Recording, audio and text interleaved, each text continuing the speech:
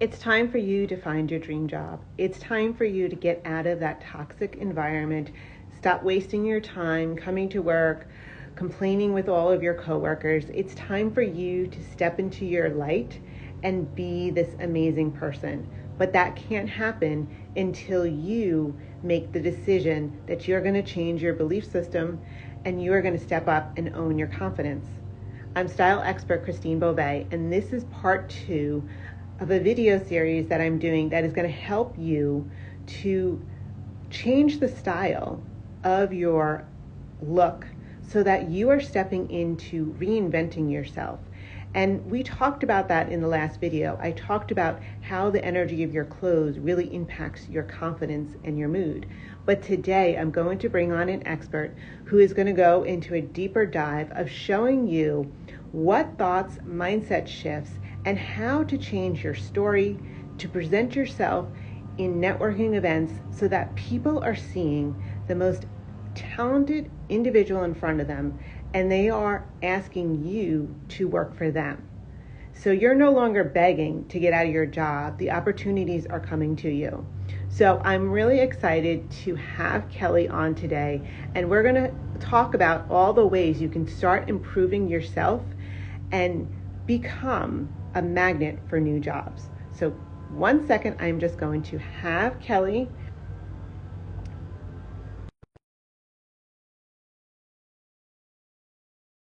This works well. We're going to get going. When we are struggling to find a new job, we often are operating from our past present issues.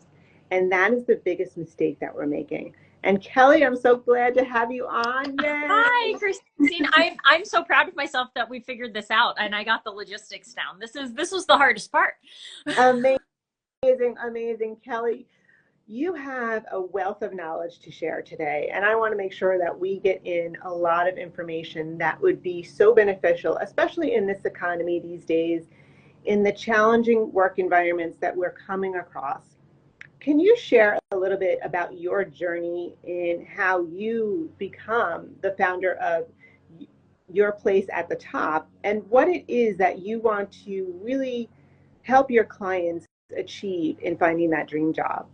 Absolutely. So I feel like you got to go all the way back to the beginning for how I ended up at your place at the top and founding this company. I started my career with majoring in family consumer sciences, intending to be a teacher. And for anyone who doesn't know what family consumer sciences is, it's the modern term for what was at one time known as home economics. So that was my plan A. And I actually truly loved the field. One thing a lot of people don't know about family consumer sciences is it's very career driven. Career services is a big pillar of the family consumer sciences curriculum. But I didn't want to be a teacher. And I found that out about halfway through college. So I switched into wanting to work in higher education administration, went to the College of William and Mary, got my master's in higher ed. And while I was there, I had the opportunity to work in their career center, which I absolutely loved. Absolutely loved career coaching.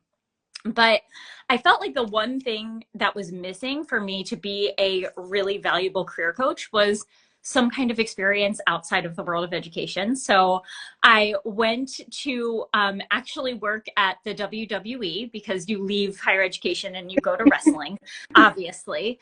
And I came on board to run their internship program.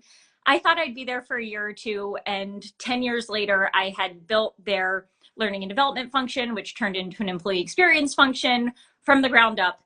And it was just the experience, a career making experience for me. But I really missed coaching and getting to work with people one-on-one. So in 2020, when we were all locked in our houses, I actually just started taking on a few career coaching clients and some employee experience consulting clients on the side. And that was when Your Place at the Top was born. And it was a side hustle of mine for about 3 years. And the real intent of Your Place at the Top is to be able to help people love what they do and to be able to help teams love what they do by creating a really great environment where they work. And for me, to have a career that took so many different twists and turns along the way, I kind of consider myself the poster child for career change.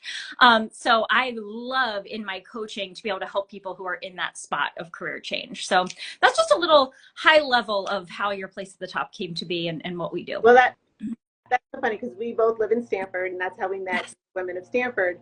But I actually started out with my undergrad in speech pathology, and I taught for a year as a speech teacher and realized I did not like it.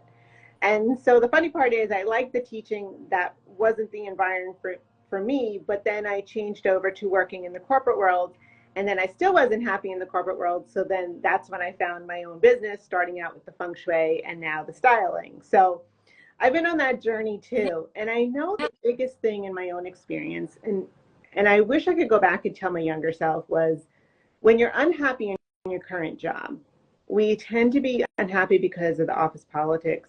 We're not being recognized for our talents or gifts. Yeah. We are blaming the people around us. When you have a client that comes to you with those kind of problems, where do you start to help them understand that? And I wish I could have that. You met you then. What is going on with me internally that I've got this story and this experience going on? Because in order for me to change to a new job, I really need to start changing myself. Otherwise, I'm just going to repeat the same thing, different faces, different places, but that's the same old stuff. Yeah.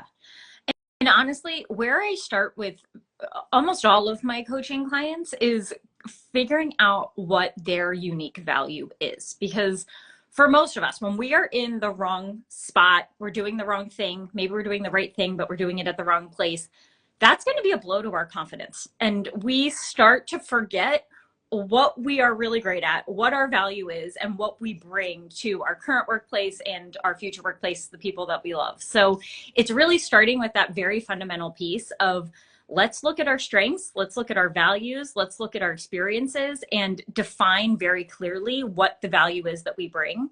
And then the second piece of it is, let's identify what success actually means to us, because it's not the same for everyone. And I think a lot of us kind of just get in line to do what everyone else is doing or what we thought was the right thing to do. And we never stopped and asked ourselves, like, actually, do I even want this? Like, even if I'm good at it, even if I'm capable of it, is it worth me putting my whole self into?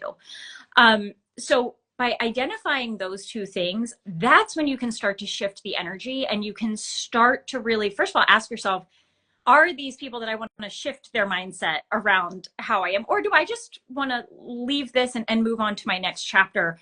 But you're able to start that next chapter bringing that right energy because you've taken the time to define what is your value, and you're really confident and can stand in that, if that makes sense. Absolutely. And I think the thing that comes up is when people say, I just don't know what it is, Kelly. Like, you sit there, I'm sure you have this experience where they're like, I just don't know. And a lot of times that's because they're energetically just so caught up in what's going on. It's asking them, like, what is one thing that has gone right? Because there has to be at least one thing that has gone right where you are. Yeah. And that's the beauty of coaching and why I love coaching, because most of us, if we know the answer on some level, but we just haven't sat down and really thought about it from every different angle. And that's what coaching does. It's to be able to ask people questions. So when I sit down to coach with someone, I'm not asking them, so what's the next job you want? What's that next chapter, right? Like, that's why they're with me. They're like, I don't know, Kelly. Great question to ask me. We're starting with the basics. We're starting with, like, what do you like doing? Like, look at your day, look at your week. What are the moments where you left a meeting energized? What happened in that meeting that made you energized? Why were you excited? Where did you find yourself having confidence to speak up? What were the days where you left there with your head in your hands, like, get me out of here? What was so frustrating about those moments? And you're really putting together a puzzle piece by piece, because there's a lot of complexities that go into what we want to do and what we're really good at. And so once you've gotten them to break down and start to see those positive aspects, then you're helping them to build up a new story. Because when they go into an interview, they need to make sure that they're not taking, as I always say, from my little feng shui mindset and with the styling, is that we want to leave a lot of that, behind us. And so when we're going in to talk about ourselves, we need to have a new confidence. So how do you help them build that confidence, especially when their current job is just not going well or they're not getting paid well? How do you help them build that confidence to even explore interviews that may not be the right interview right now, but just to build up that confidence to get to that opportunity? Yeah. And I find the best way to build confidence is to keep your promises to yourself, right? Like if we want to be able to build confidence with other people, we've got to build confidence with ourselves first. So usually that's where we start. And for a lot of people, just deciding to make a move, make a change, take a step in a right direction to start looking for a new job or to start thinking about a promotion, even the very act of taking that action is the beginning of confidence, because you are honoring yourself and saying, actually, I can do what I said I was going to do. And that's a confidence building thing. There are a lot of tips and tricks about confidence out there. And I always find, like, one of the biggest pieces of advice I always got, I'm sure, Christine, you've probably gotten this too. It's like, okay, you don't want to use too many exclamation points in your email because you want to look confident and you want to, and I'm like, okay, you want to know what's like the least confident thing ever? Like reading your email and counting the exclamation points before you send it because you're so worried about what the people will think. Like, so I do think that true, real confidence is being not just not caring what people think, but being okay, even if they don't like you. And when you're in the work environment, that's a daunting thing. Yeah. It can be very scary, and it's having to get the client to be okay with in a headspace where we're open to finding the people who are going to accept you for 100% of who you are. And because the truth is, if you're in an environment that safety doesn't exist, confidence is probably not going to come, and you're going to have to change your environment to be able to really fit in that, if that makes sense. Yeah. Absolutely, because when we are energetically feeling down on ourselves, we're not able to bring in the right kind of people and the right opportunities. So what happens is, if you're in that current job and you're constantly just struggling, what would you have people do when they leave work that day at night, so that that energy of the work is not coming on with them, and they're waking up at 3 o'clock in the morning or 4 o'clock in the morning, like, I just can't, it's not going to help them move forward. So Yes. what are we going to do to help them move forward and leave work behind? Having some kind of an end of day ritual is very important, right? For some, I know folks that have a long commute who actually love their long commute because they listen to the same type of music or the same radio station, and they're able to it's like the portal where they leave the stress behind. For me, it's coming home, or even now that I own my own business, like when I am done for the day, and I think even more so because I do a lot of work in my house, I have to go put on cozy clothes and be like, okay, I'm in cozy clothes now. I'm going to I've completely shifted my mindset. And I think something else is doing something you love, something you enjoy. If you like to run, go for a run. If you like to spend time with your pets, go take them and do something. But when it comes to building confidence too, doing something that you're good at. Like if you can have something outside of work to remind you how awesome you are and the talents that you have, whether that is volunteering, whether that is mentoring someone else, just do something to remind yourself where your strengths are.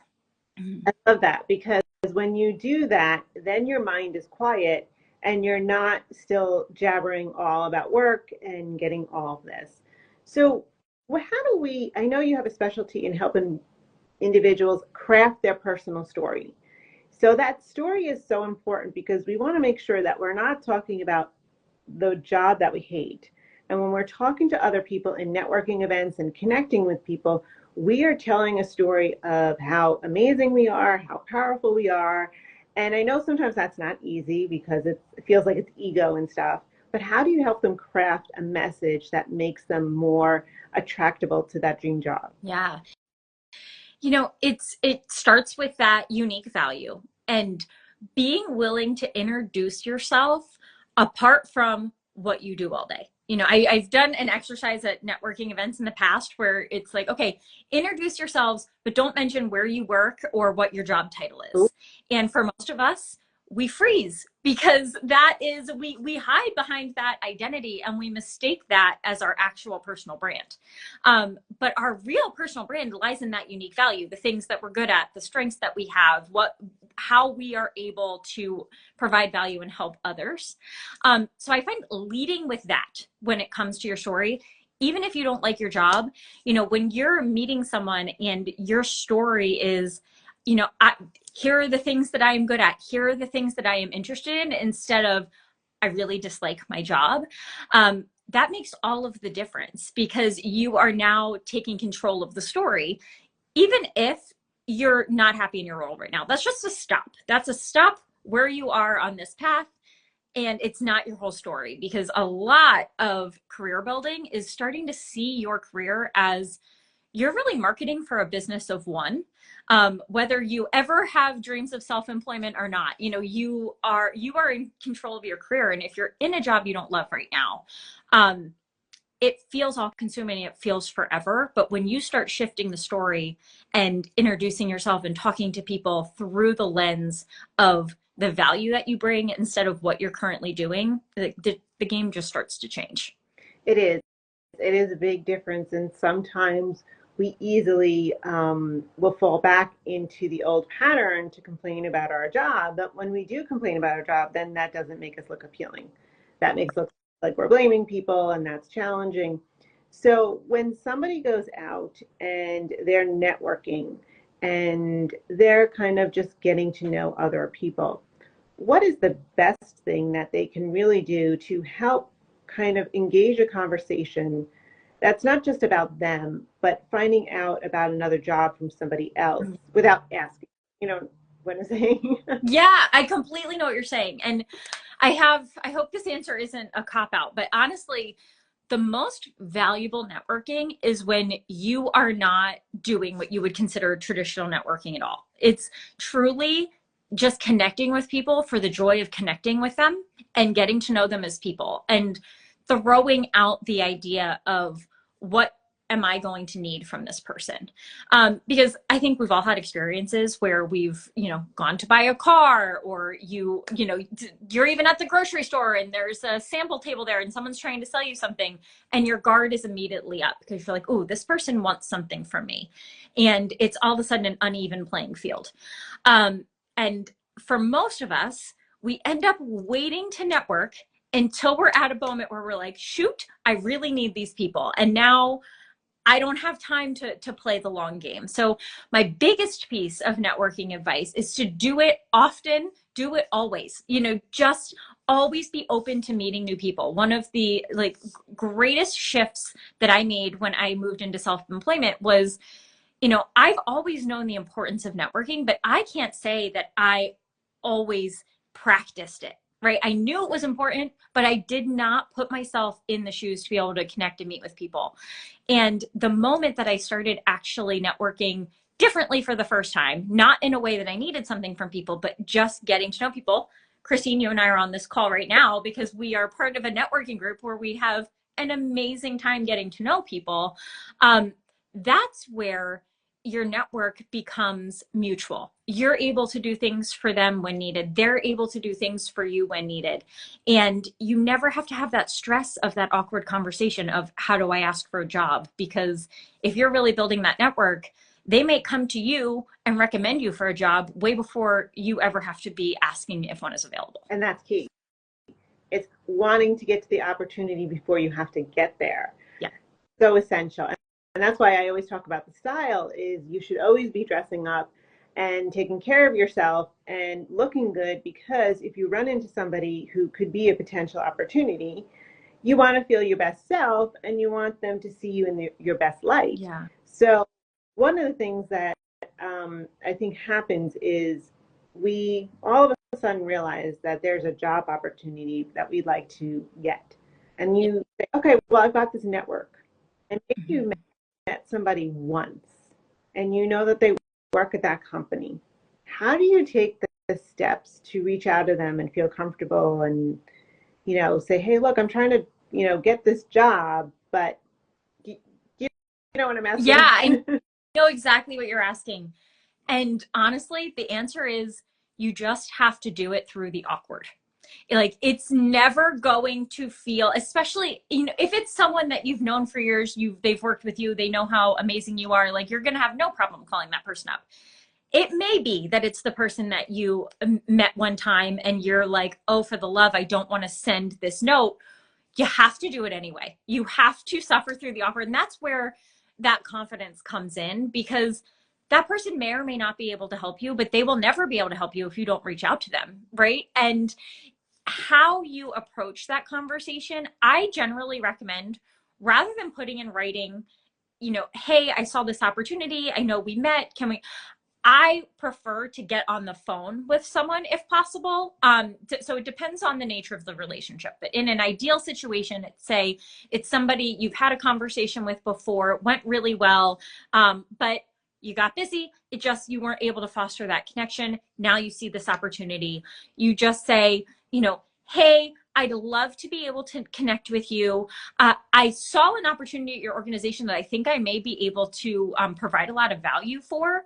I'd love to be able to talk to you about it. Do you mind if we get on the phone? Yeah. And then you are able to see this person face to face. You're able to ask the questions that they're probably not going to ask over writing.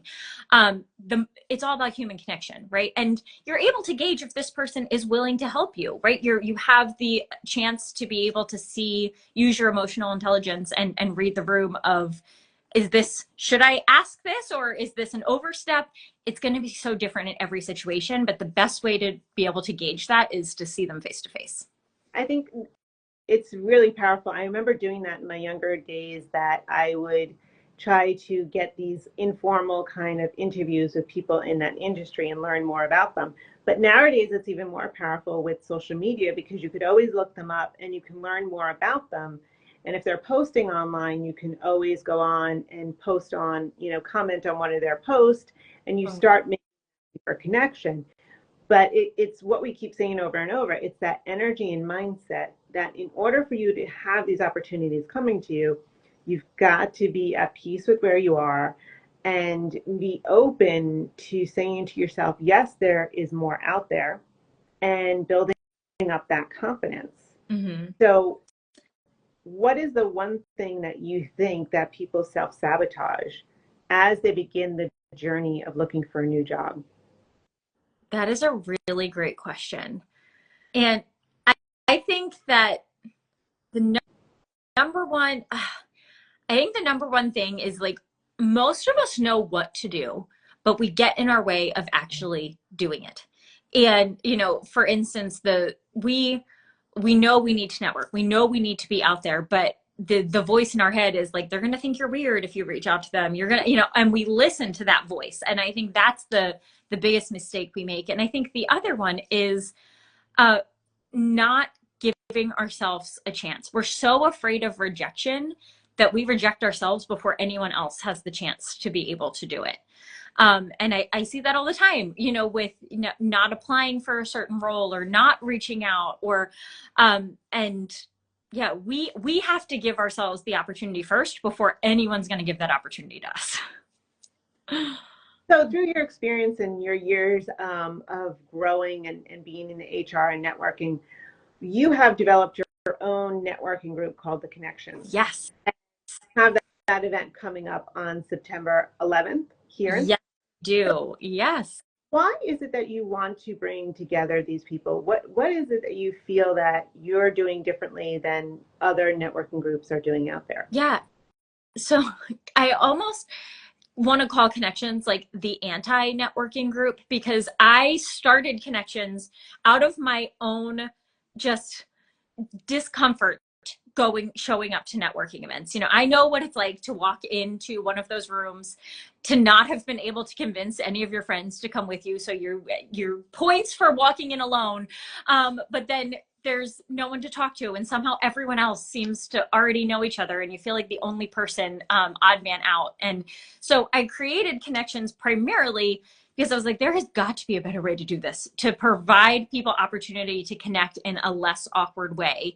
And also, there are not a lot of opportunities out there to connect with people who are maybe outside of your industry or at a different career level than you. They have a different number of years of experience. You know, there's a lot of young professionals groups, there's a lot of entrepreneur groups, a lot of women's groups.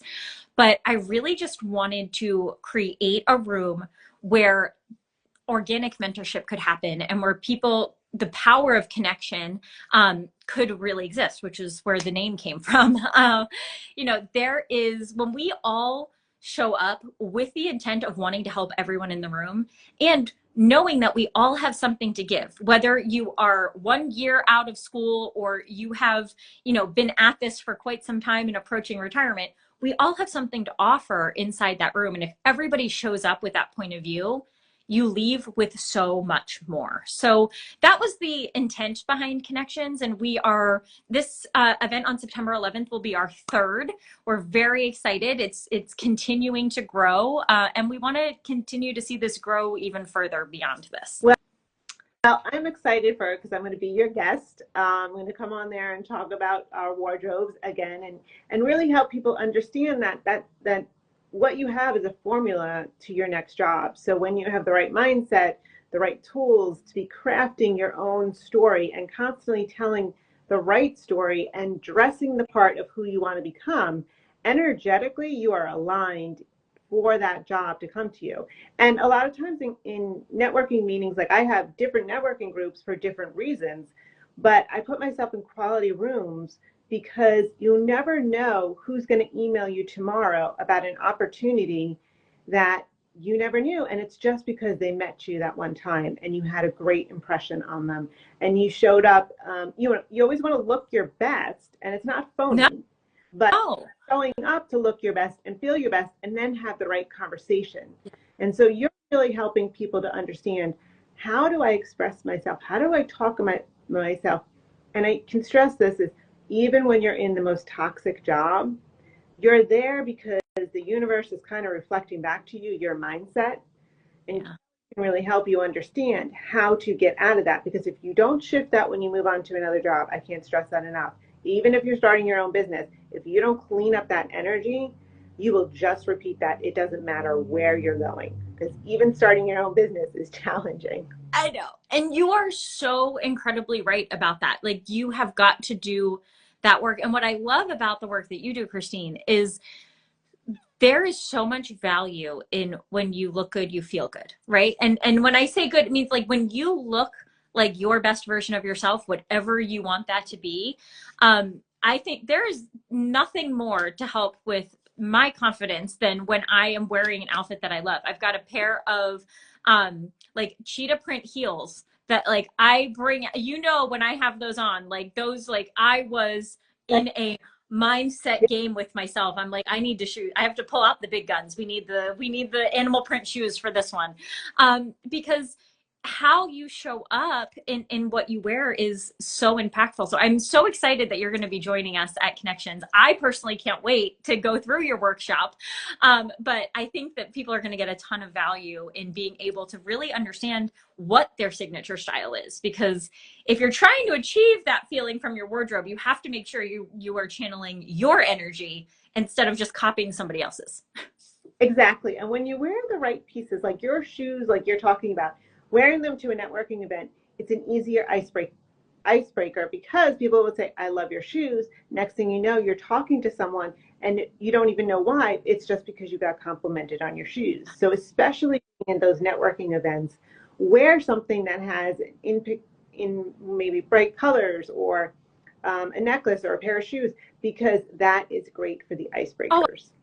I love that tip. I never even thought about that before. That's great. Okay. Well, maybe I'll be breaking out my shoes on September 11th. Amazing. Okay. So Kelly, tell us, where can people find you? how can they reach you and connect to you? Absolutely. So you can find me here on Instagram at Your Place at the Top.